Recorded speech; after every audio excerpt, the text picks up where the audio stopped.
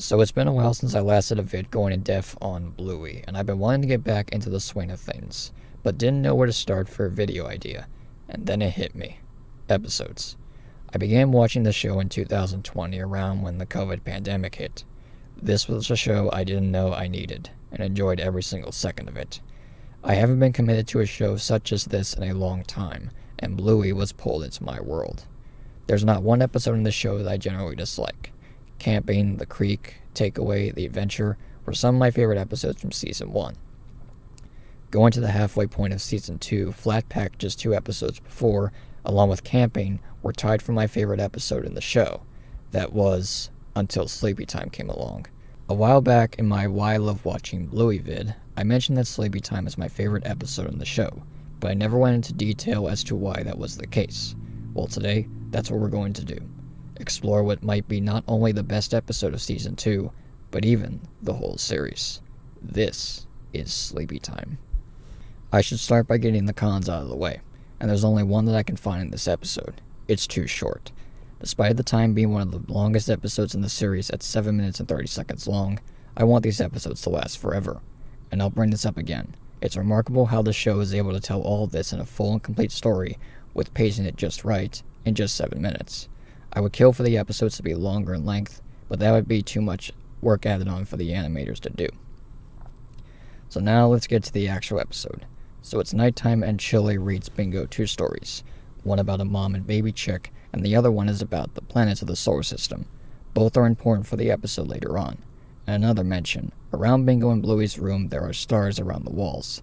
In my old room in my dad's place I have these same glow-in-the-dark stickers. Some are with the stars and the moon, while some are with Disney insignias like Mickey Mouse ears. I wish I had gotten a pic before this vid, but we'll save it for another time. These decals on the room's wall have been seen in past episodes, but it's nice that they're shown more around the room, as it foreshadows where this episode will be going, with Bingo's episode taking place in her own dream in space. Mom, I want to do a big girl sleep tonight and wake up in my own bed. You do your best, honey. But remember, I'm always here if you need me. Okay. Sweet dreams. Now here's reason number 1 why this episode is my favorite. I can relate to this well. Back when I was around Bingo's age, I had my own room with my own bed, but I would often not sleep in it. I would go and sleep with my parents, and after a while I wanted to try out sleeping in my own bed, which I did. My younger brother had this same ordeal as well. This is nice for Bingo to go through it, as it shows her signs of independence and wanting to take that next step to being a grown-up. We then get sent into Bingo's dream, which creatively combines the 2 books that we just mentioned earlier. The obvious one is Space. I got that one, but up till when I started making this vid and rewatching the episode, I never realized that the second book about the mom and baby chick was used. This is in the case where Bingo hatches from Earth and Floppy hatches from the moon, going back to the book. Bingo in this case is the mother and Floppy's the child. This is a good time to bring up symbolism, as it's a key term in this episode. For this here, as we know, the Earth revolves around the sun, and the moon revolves around the Earth. Going back to how Bingo and Floppy are connected, like with the mommy and baby chick from the book. Soon after, they fly past what I believe is Venus, correct me if I'm wrong, and it's already cracked open, symbolizing Bluey has already hatched. The music throughout the beginning sequence is very good. Calm, relaxing, a bit emotional, but it only gets better from there. Bingo then sleepwalks to Chili in Bandit's bed, where in her dream she comes across Uranus, in which it's a blanket-like surface, while Bandit and Bluey fight over the covers, which Bingo gets tossed around. I want to bring up here how well this ep did with the planets, because Uranus is a gas planet and has an icy atmosphere with a rocky core. I guess it works because, say, the mattress of a bed is the surface, and the blankets and covers are your atmosphere. Bingo and Floppy then head over to Jupiter, the gas giant and the largest planet in the solar system, which makes a bit of sense because this is the planet Bandit resembles, and just like Uranus, it's not a solid planet as it's mostly gas and liquid. Bluey joins in on the fun with Bingo before getting pummeled to the Shadow Realm. Bingo then enters Jupiter's core, which also happens to cause Bingo to kick Bandit in the place where it hurts. Not fun at all. Bingo and Floppy head down and embrace Jupiter's core, which is hard solid, unlike the liquidy atmosphere, and it transitions to Bandit carrying Bingo back to her room, the core implying the warmth on the inside and Bandit as a loving father. And it shows further in the next scene, when Bandit sings a song to Bluey. Despite his tired state, he is able to censor out beer for Thing in 99 bottles of beer on the wall. 99 bottles of Thing on the wall, 99 bottles of Thing.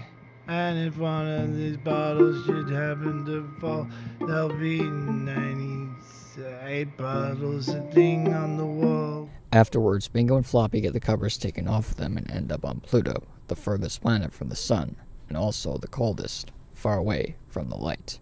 They head over to Saturn, where it shows a bunch of Floppies rotating around Saturn's rings, which in one of the more emotional parts of the ep, Bingo has to let Floppy go. As a way of achieving her big girl sleep, she must abandon the one thing from her childhood she holds close dearly to, as to show she is growing up. Making it more emotional, Bingo tears up on the sight of giving away Floppy, losing the one thing she dears to most. Eventually, she gets whisked away by a comet to Mercury, right near the sun, representing Chile, in which Gustav Holst, the planets, starts playing in the background, the Jupiter version specifically. We'll get more into him afterwards. For now, Chile joins Bingo in her bed, and in a moment of relief, Bingo closes her eyes and takes in the warmth of the sun, the light, and her mother's love. I have to go. I'm a big girl now. Remember, I'll always be here for you, even if you can't see me, because I love you. That line right there hits hard, and I almost teared up when hearing it, knowing that just 2 years prior to this episode airing, my great-grandmother passed away, and knowing from this that her warmth and love will surround me forever, even if I can't see her. She'll always be there for me. Bingo heads back to Earth to put herself back together, stronger than when she was before she hatched, earlier in the episode, but can't put herself back together alone until the Floppies come by and help her piece the planet back together. And in the morning, Bingo is graced by the light of the sun, as she has completed her objective of waking up in her own bed. Simply put it, this episode is a roller coaster of emotions, put together with fun moments, while also somewhat dark ones that bring out the emotional side this series has to offer, where some shows don't even take on this level. Combined with superb animation in literally every aspect, especially in the space bits, and how they were able to animate the planets. Speaking of the planets, they did a very well job with this. Despite them not using all of them, each planet shows a bit of symbolism. Bingo and Floppy being the mommy and baby chicks, Earth and the Moon, Venus representing Bluey, Uranus for the warmth and comfort of the blankets, Jupiter for Bandit, Pluto being the farthest from the light and where Bingo is alone and at her worst moment, Saturn for letting Floppy go, and Bingo to embrace that she is growing up without the one thing that gives her comfort. And finally, my favorite, the sun, representing Chile, the warmth, the light, and love that Bingo embraces. Let's not forget about the music either. As I mentioned earlier, Gustav Holst's Planets plays throughout this, especially with Jupiter towards the end when Bingo is facing the sun, and throughout the rest of the episode. Whoever picked this to be in the episode needs to be given a raise, because this was a great track to use. Though I'm not really into classical music like this, I'm more of a classic rock person, but I enjoyed for how, for most of this ep, it had a little dialogue in it, and allowed the music to take complete control. I really like when they do this in episodes, especially in Rain from Season 3. Though that episode had way less dialogue than this, but I really liked hearing the music for the show, because it's one of the best I've ever heard.